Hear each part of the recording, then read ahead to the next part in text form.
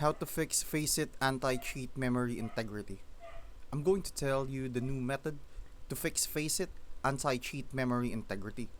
First, open Windows Security, then go to Device Security, Core Isolation Details, and check if memory integration is switched on. Faceit Anti-Cheat won't run if that's enabled. The new method is to temporarily turn off memory integrity, then restart your PC. If it refuses to turn off, update or uninstall any old drivers that block the change. Tools like Driver EC or Windows Update can help here.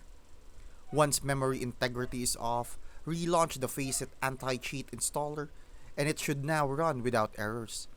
After it's installed and working, you can choose to leave memory integrity off for smooth gameplay or turn it back on when you're not playing if you prefer extra security.